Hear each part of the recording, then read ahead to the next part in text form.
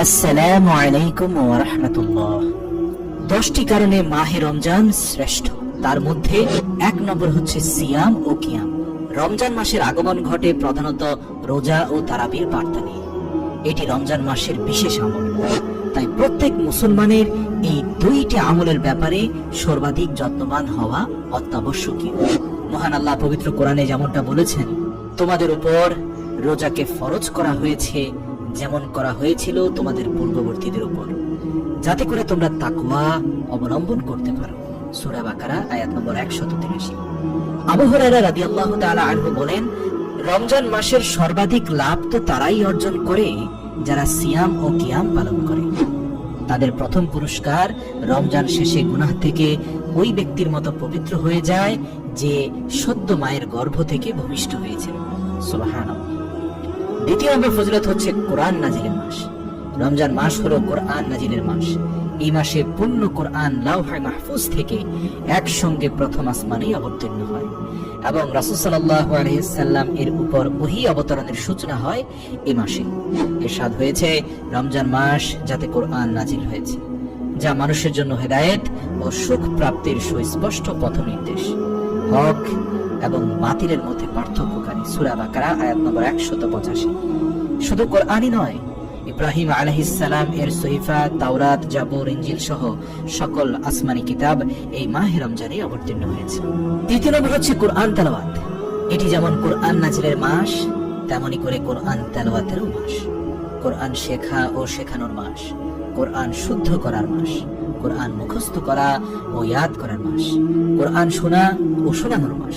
রাসূল সাল্লাল্লাহু আলাইহি সাল্লাম বলেছেন, রোজা ও কোরআন কিয়ামতের দিন বান্দার জন্য সুপারিশ করবে।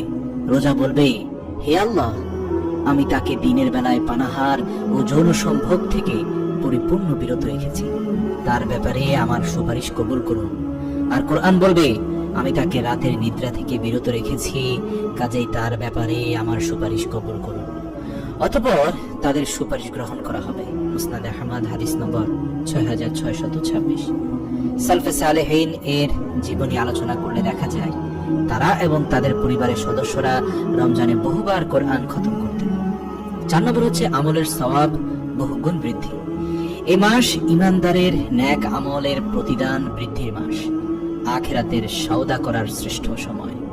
ব্যবসায়ীদের যেমন বিশেষ বিশেষ মৌসুম থাকে যখন খুব জমজমাট ব্যবসা হয়, বছরের অন্য সময়ের তুলনায় আয় উপার্জন বেশি হয়, তেমনি আখিরাতের ব্যবসায়ীদের জন্য ব্যবসার শ্রেষ্ঠ মৌসুম রমজান মাস। নবীজি সাল্লাল্লাহু আলাইহি সাল্লাম বলেছেন, রমজান মাসের যে কোনো নফল ইবাদত অন্য মাসের ফরজ ইবাদতের সমান, এবং যে কোনো ফরজ ইবাদত অন্য মাসে 70টি ফরজ ইবাদতের সমান। 5 নম্বর হচ্ছে কল্যাণের ঘোষণা। এ মাসে জান্নাতের দরজাগুলো খুলে দেওয়া হয়, জাহান্নামের দরজাগুলো বন্ধ করে দেওয়া হয়।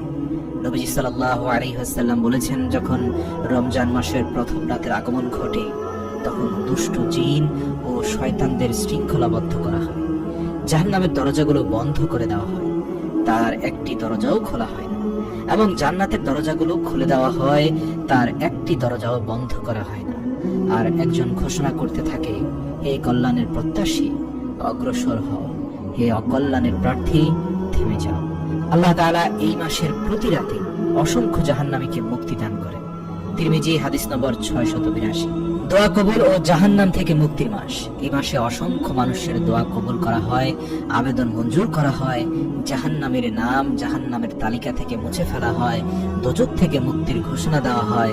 তাই এই মাসে বেশি বেশি নেক আমল করতে হবে, তওবা ইস্তিগফার করতে হবে এবং জাহান্নাম থেকে মুক্তি চাইতে হবে।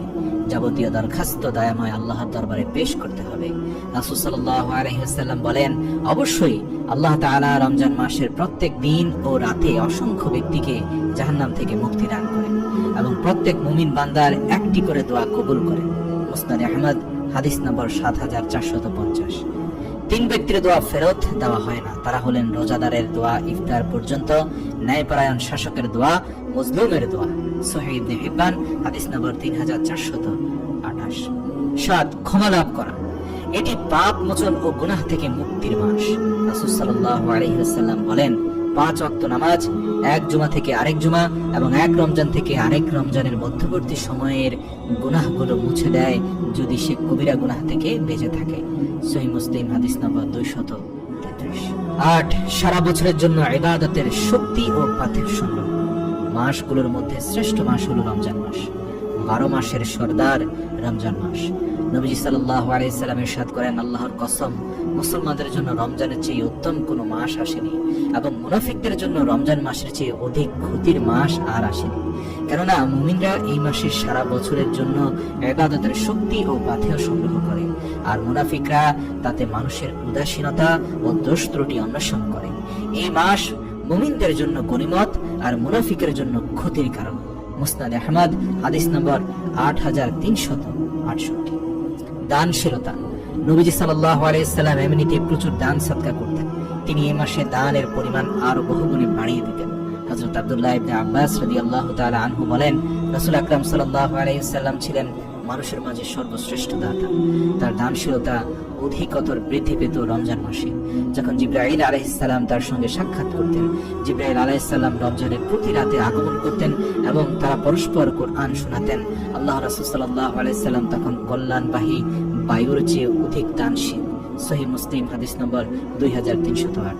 রাসূল সাল্লাল্লাহু আলাইহি সাল্লাম বলেন, যে ব্যক্তি কোন রোজাদারকে ইফতার করাবে সে রোজাদারের অনুরূপ প্রতিদান লাভ করবে, তবে রোজাদারের প্রতিদান থেকে বিন্দুমাত্র হ্রাস করা হবে না।